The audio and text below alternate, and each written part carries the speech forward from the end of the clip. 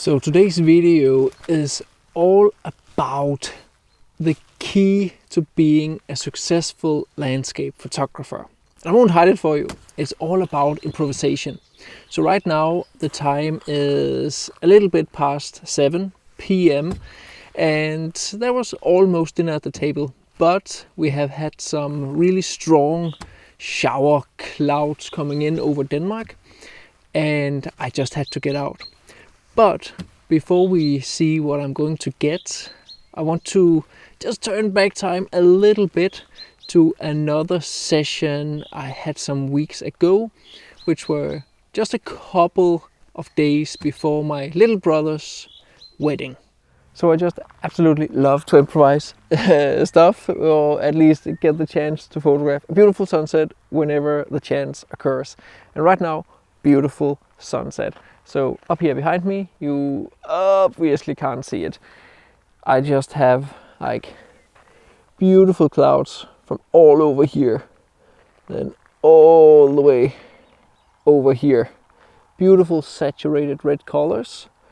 And the only thing I have to work with is basically this road here. And luckily, as it actually turns out, I have this kind of crescent shape in the sky, which is more or less straight above this road. And then I have some trees over here and a field on either side. So it actually works really, really well. So the composition is just absolutely perfect, very centered, and I'm actually going to make a big panorama, just capture the entire sky. So I have just set up the camera like this, using my 16-35, shooting at 18mm, and then I'm just taking about 5 shots, but I'm also bracketing it. I don't think I need the brackets, but just to be sure. And I have 2 stops in between the brackets. The middle bracket is just 0, just neutral, right there in the middle. And yeah, it's really simple. Right now I'm in manual, so the exposure doesn't change between the shots, because obviously some parts of the sky are a little bit brighter than other parts of the sky, and if I'm in aperture priority, they might change throughout the panorama. F11, nothing big whatsoever, ISO 100, and right now I am shooting with like the neutral shutter speed, the middle exposure of 1/13 of a second. So when you're doing a panorama like this, it's also important to have somewhat of a level tripod. Now, I don't really have any indicators on my travel tripod here, but in truth, if you just put on the built-in, it's not the GPS, but the one that makes sure the leveling meter in your camera, as you can see up here, then as soon as I unlock my pan down here, and I just turn the camera, then I just need to make sure that this one stays green all the way here. Whoops, turned off. And then you're sure that your camera is level. And if you just have a regular ball head like I have here and a tripod, then you may need to make sure that some of the legs might be a little bit shorter than some of the others when you're on uneven ground, as this field road right here. Beautiful, big, epic panorama, and it gives this very, very nice panorama effect where you get that very distorted shot from one end to the other, because I'm basically covering like a perspective which is about 180 degrees. But yeah, there's not a whole lot more to it. Beautiful sky, absolutely amazing evening.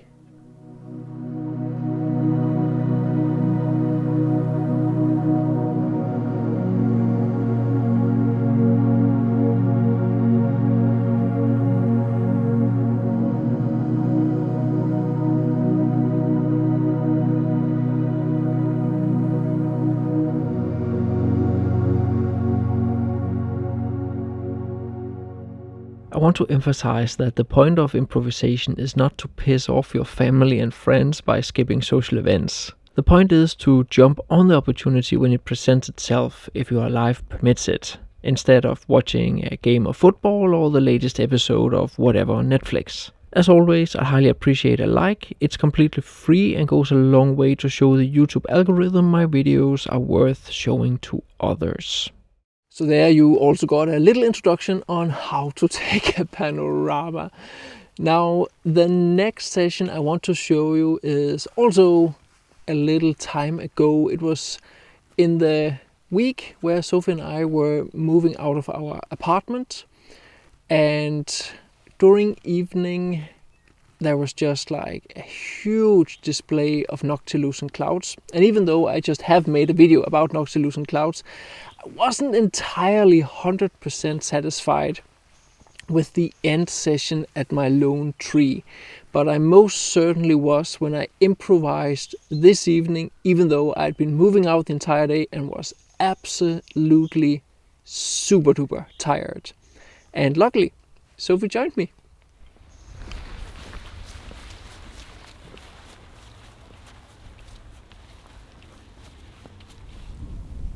So we've come out here in the middle of the night, and that is because there's just a very, very strong display of noctilucent clouds, as you can see here behind me. A little bit out of focus though. And Sophie has joined tonight, which is amazing. It's a long time since we've been out photographing together during night, so that is very nice. Our apartment is just full of boxes with all the stuff that we're moving out, so it is very much improvisation just getting out right now. I did not expect this, but it is so nice. It's also a little bit funny, like going out here and photographing this lone tree again, because it was kind of like the climax of my dedicated noctilucent clouds video, but I wasn't entirely satisfied with the display of noctilucent clouds I got that night. But this night definitely makes up for that. I have a very strong display. You can really see the streaks and the waves in the clouds, which is just absolutely amazing. Settings wise, as per the noctilucent cloud video, ISO 1600-ish, 2-second shutter speed, and I'm shooting at f4 with my 24-105mm lens. I'm making one exposure for the clouds, and then I figured out last time that I actually only need one exposure for the foreground, and that is like 10 seconds or so, and then ISO 3200. And then that gives me 2 exposures that I can put together, so I have information both in the foreground and in the sky if I want to. But this is kind of also just really good as a silhouette photo with the lone tree there in the middle and then the beautiful clouds behind it. So yeah, very much an improvised tour out here tonight. But yeah, that might actually be the most important skill of a landscape photographer, and that is to assess the situation and actually getting out so you get those amazing photos, even though it might be a little bit impractical and you didn't really account for it to get out, but then it wouldn't be improvisation. So yeah, use the opportunities when they present to yourself. Okay, it's way too late. I've been moving all day. I'm tired. Here's the photos.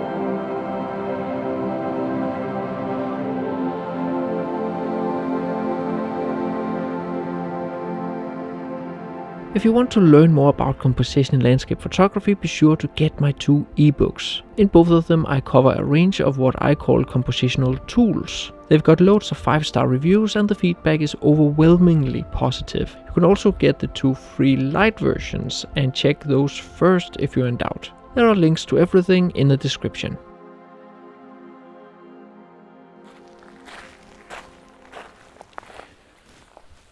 So tonight I'm driving around the Danish countryside and I'm trying desperately to find some kind of foreground interest that I can use to photograph these gorgeous, stormy, heavy, texture-rich clouds. And I've come by this rye field.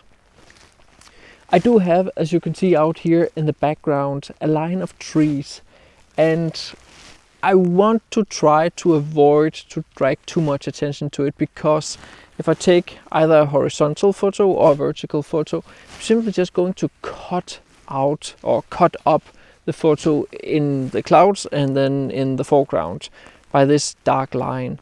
So what I am trying to do is to get down low and find an angle where I simply just shoot up. So I include a lot of the sky, and then I have a very strong foreground with all these rye, whatever they are called in English. I'm shooting at f16, ISO 200, because it is getting a little bit dark, so just to keep that shutter speed a little bit up. And there's not really a whole lot more to it. Playing around with the composition, trying to get down and trying to find a place where it looks somewhat aesthetic to place these straws of rye. I'm shooting at 1/40th of a second, and I think at 28mm that is probably more than sufficient. And then I'm simply just making sure that whatever rye that becomes the main subject of all the rye straws here is in focus. That means I'm throwing some of the background a little bit out of focus. So I'm also playing a little bit with the depth of field, simply just to see what happens. I'm not entirely sure how this will turn out, but that is also a big part of this improvisation thing. You haven't really planned out the shot perfectly, and then you just go around and see what works the best. And then you come home and you curate all your photos.